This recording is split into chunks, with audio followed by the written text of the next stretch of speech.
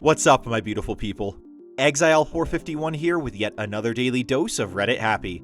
Going back into r/self-improvement today, so let's get to it. Our first post is from user 2147code. I looked for a motivation secret for 11 years and found it. The motivation secret dilemma. I always believed that successful people had a sort of secret sauce to get in the depths of their mind to trick themselves to make hard work easy. I tried many things, but nothing ever worked. It never felt easy. I expected rewards after a single workout. I quit working out after one day because I didn't notice anything. So I went back to my comfort chair. The reason why I post this is because for the past 11 years, I hated myself for never acting on my words. And finally, after 11 years of going back and forth, always failing, I finally managed to do everything I wanted to do. Work out, language learning, take care of hygiene, be organized, making money, read more, do better at school, etc. I used to be terribly game addicted, never did anything. Gained 20 kilos of extra weight, and more terrible habits. So, what is the secret? It's probably not what you want to hear.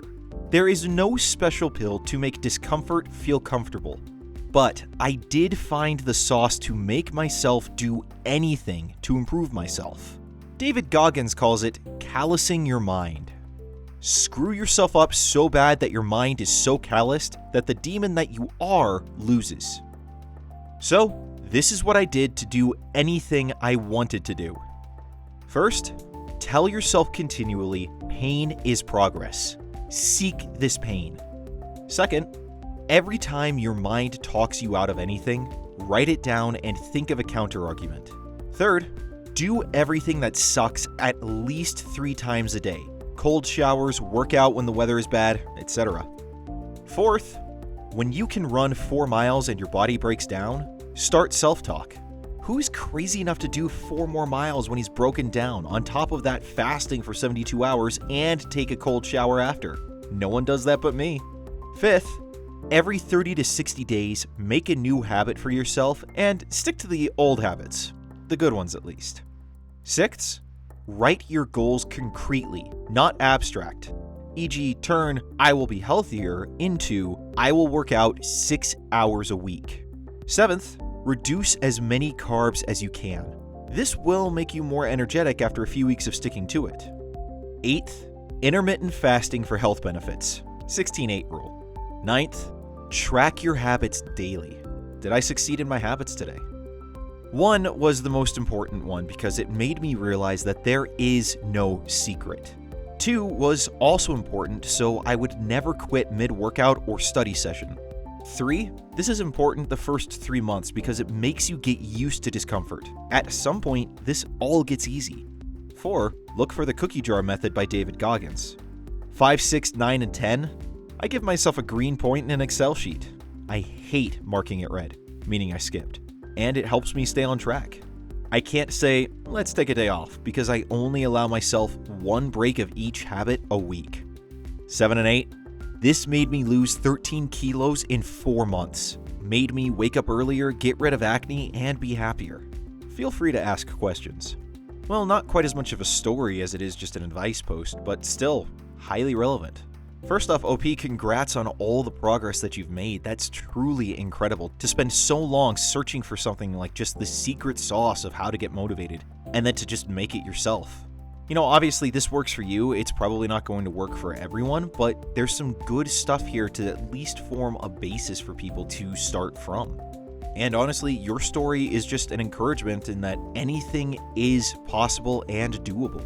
You can succeed. You can make changes for healthy habits if you're willing to put in the effort. Thank you so much for sharing this post. I really, truly do appreciate it. And wherever you're at, I really do wish you the best.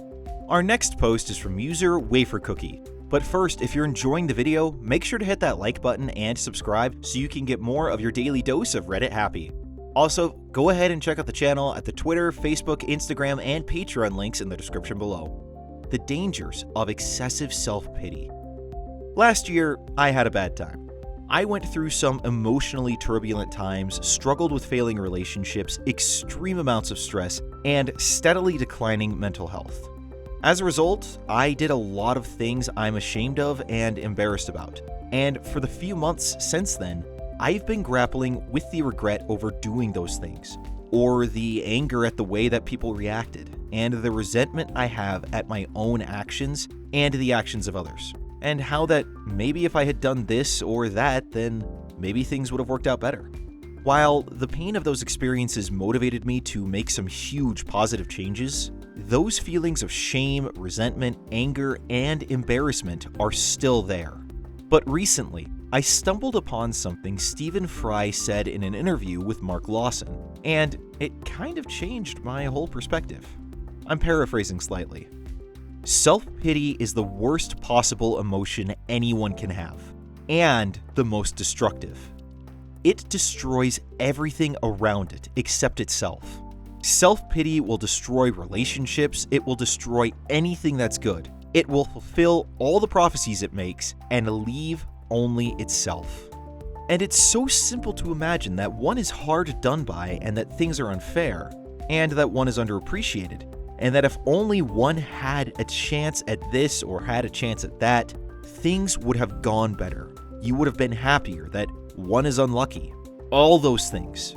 And some of them may well even be true. But to pity oneself as a result of them is to do oneself an enormous disservice. It's an appalling spectacle, and it's so self-destructive. While, yes, pain is unavoidable, wallowing in your regrets and your suffering is a choice, and making that choice is only going to cripple you. Excessive self-pity is based in an unrealistically elevated sense of self-importance. Yeah, maybe you had a crappy time and things didn't go well for you. What you might not be thinking about is that most of the people around you are in the same boat. Life is tough for everybody, but when I look back at all my regrettable actions, I can see that I was only ever focused on how I was feeling, and not how my actions were affecting other people. They were rooted in excessive self-pity, a product of a deep sense of self-hatred, and ultimately led me to incredibly selfish behaviors that destroyed my relationships and only reinforced that belief, despite me believing that I was being a good person.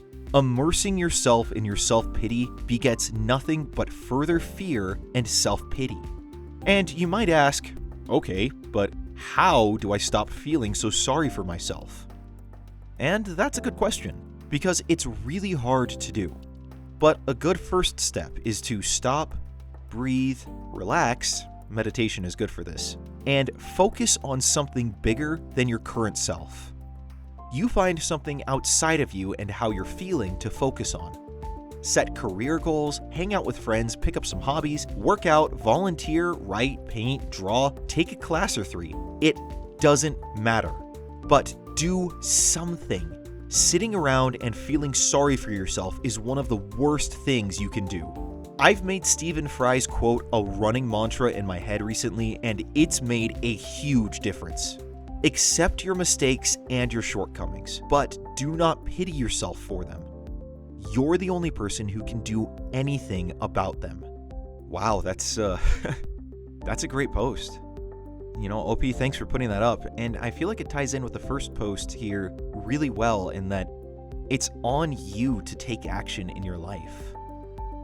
I've had friends where self-pity is basically the only thing that they know how to do, where they are so filled with that sort of like self-loathing and whatnot that comes with it, and it's just impossible to work with them. It's so difficult to get them to see what they're worth, because all they can see is, oh, this is unfair, or oh, I've been dealt this raw hand, and oh, woe is me, and I'm just going to wallow here and not change anything about myself.